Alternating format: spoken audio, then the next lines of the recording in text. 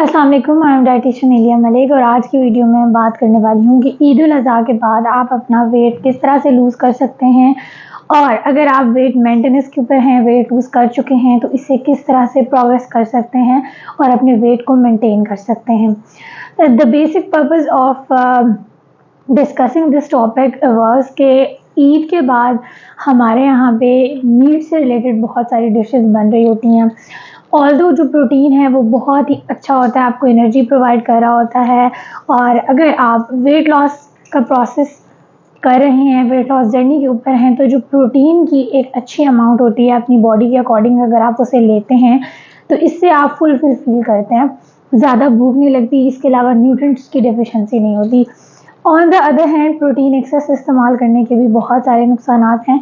तो यहाँ पे इस चीज़ को हमने इस जुलाई के टाइम पीरियड को किस तरह से लेके चलना है हम इसके ऊपर बात करेंगे, क्योंकि जुलाई जहाँ पे मानसून का सीज़न भी है वहीं पे हमारे पास ईद के बाद का यानी पोस्ट ईद सीज़न भी है एक तरह से।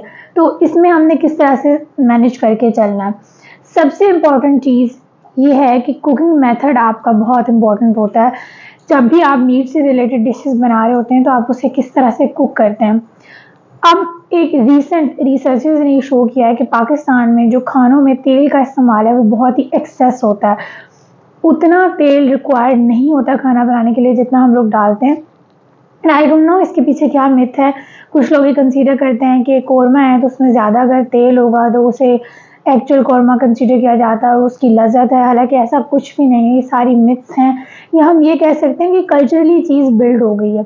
तो सबसे इम्पॉर्टेंट चीज़ ये है कि आप अपने कुकिंग मेथड को ठीक करें, आप ज़्यादा एक्सेस ऑयल का इस्तेमाल अपने खानों में ना करें।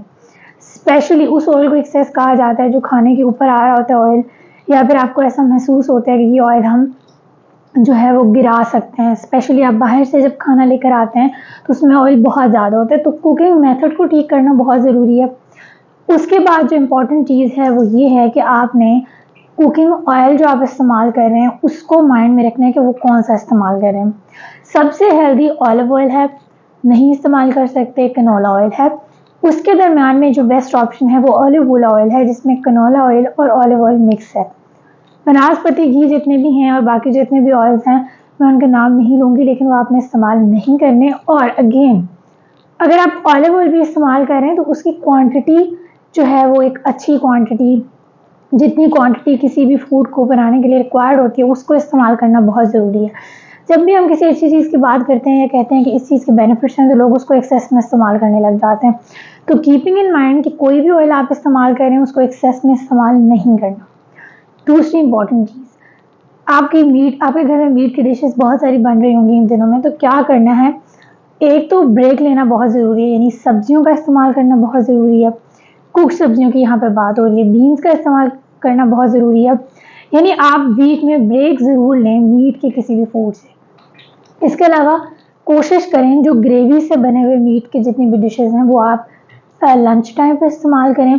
और बाकी जितने भी डिशेस बनती हैं उसमें पुलाव आ जाता है, बिरयानी आ जाती है, बारबेक्यू आ जाता है, कबाब आ जाते हैं, बहुत सारी इस तरह की चीज़ें बन रही होती हैं, उसका इस्तेमाल जो है वो डिनर में करें। बहुत ही इंपॉर्टेंट चीज़ वो ये है कि मीट के बाद लोगों को लगता है कि हम हैवी फील करते हैं मीट खाने के बाद, और उसके लिए हमारी जो डाइजेशन है वो बेहतर करने का एक ही तरीका है कि वो है कोल्ड ड्रिंक्स। वो कुछ लोग स्प्राइट प्रेफर करते हैं, कुछ कोक प्रेफर करते हैं।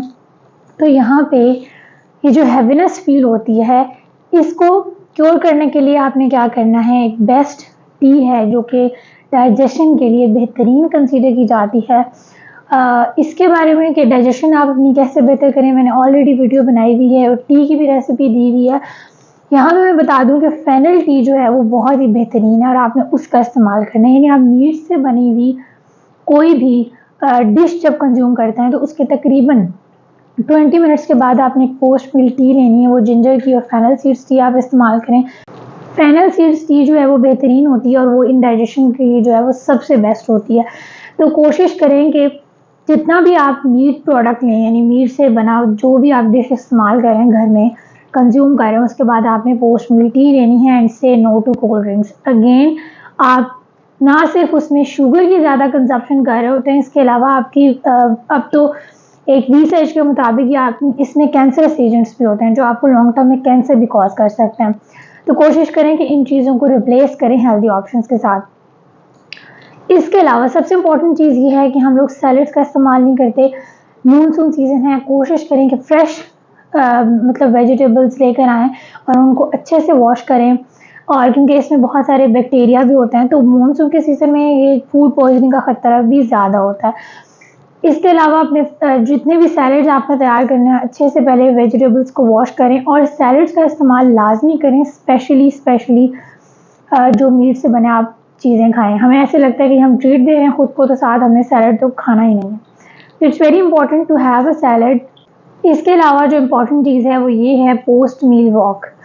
पोस्ट मील वॉक एक ऐसी मैजिकल चीज़ है जिसको हम लोग बहुत ज़्यादा इग्नोर करते हैं, लेकिन ये बहुत ही आपको बेनिफिट्स देगी, आपकी इंडाइजेशन, आपके हार्ट बर्न के इश्यूज़ को रिजॉल्व करेगी। इसके अलावा आपके मेटाबॉलिज्म को बूस्ट करेगी, आपके खाने को डाइजेस्ट होने में हेल्प करेगी, और भी बहुत सारे इसके बेनिफिट्स हैं। तो पोस्ट मील वॉक भले वो 10 मिनट्स की हो, 20 मिनट्स की हो, वो ज़रूर करें। खाने के फौरी बाद आपने वॉक नहीं करनी, 10 से 15 मिनट की ब्रेक लेने के बाद आप पोस्ट मील वॉक कर सकते हैं। आई विल सजेस्ट कि आप 10 से 15 मिनट बाद पोस्ट मील वॉक करें 15 मिनट्स की, और उसके बाद अपनी पोस्ट मील ड्रिंक कंज्यूम करें।